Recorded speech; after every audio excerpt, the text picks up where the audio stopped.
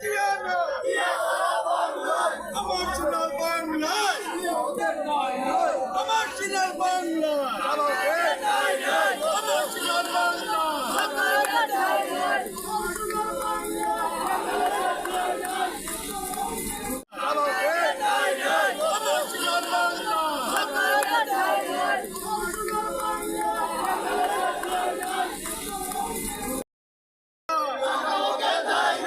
আমার সোনার সোনার বাংলা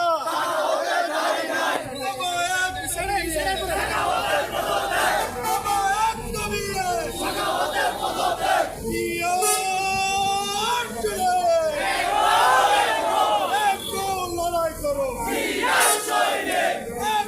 লড়াই করো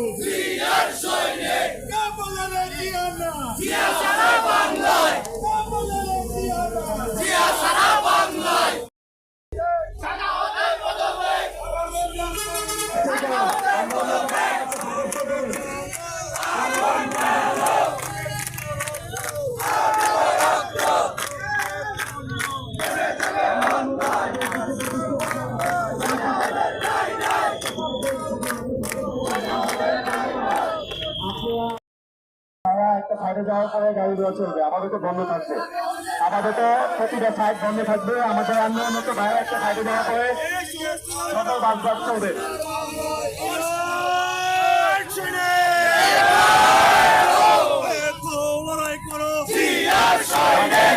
ঢাকা সুয়েজ চলবে,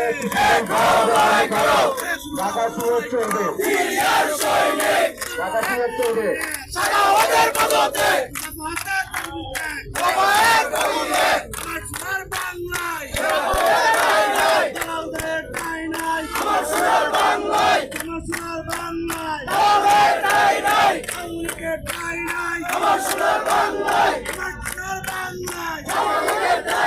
ঢাকা সুয়েজ চলবে,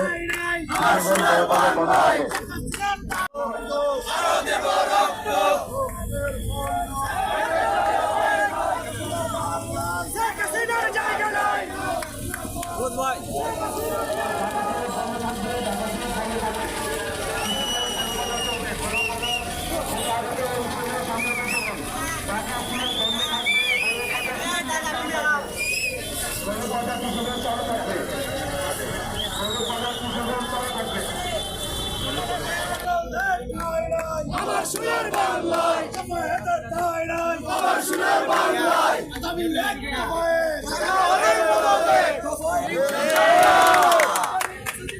সবাই সবাই থাকবেন। ছাত্রলীগের পদে সৃষ্টি করার জন্য বড় সব সারা বাংলাদেশে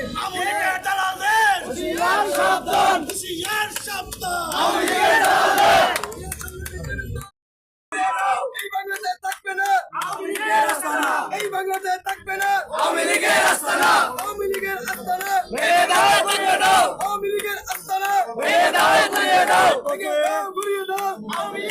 আজকে মাত্র 30 মিনিটের মেসেজে আপনারা স্বতঃস্ফূর্তভাবে আপনারা সবাই হাজির হয়ে এই প্রোগ্রামকে সাকসেস করেছেন। এতে প্রমাণিত হয় বাংলাদেশ জাতীয়তাবাদী দল বিএনপি সৈনিকেরা যে কোনো পরিস্থিতি মোকাবেলা করার জন্য প্রস্তুত আছে। ছাত্র আন্দোলনের প্রতিশ্রুতিতে আজকে রাত্রে যে মিছিল আগমন করেছে ডেকেছে তাদেরকে আমি প্রথমে সংগ্রামী শুভেচ্ছা জানাচ্ছি। স্বাগতের বক্তব্যকে আমি নিন্দা জ্ঞাপন করছি, তার সাথে নিন্দা জ্ঞাপন করছি যারা এই চক্রান্ত করছে আমাদের এই আমি সরকার কখনো আর বাংলাদেশে স্থাপন করতে পারবে না। আপনারা জানেন এই সন্ত্রাসী আওয়ামী লীগ এর এজেন্ডার হয়ে কিছু বাস্তবায়ন করতে চাচ্ছে। আপনারা সবসময় প্রস্তুত থাকবেন, এদের ষড়যন্ত্রকে আমরা সবসময় প্রতিবাদ করবো।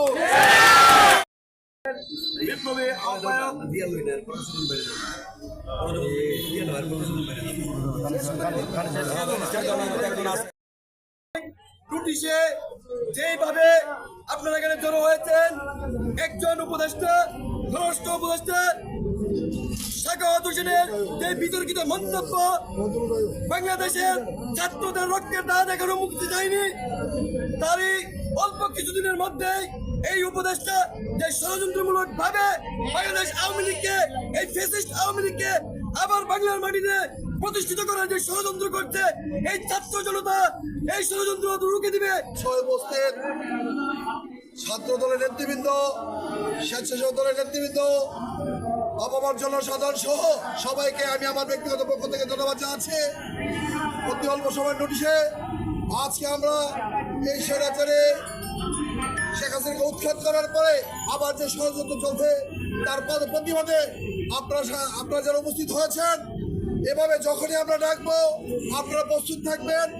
আপনাদের সবাইকে যে কোনো সময় যে কোনো ষড়যন্ত্রের মোকাবেলার জন্য প্রস্তুত থাকার উদাত্ত আহ্বান জানাচ্ছি।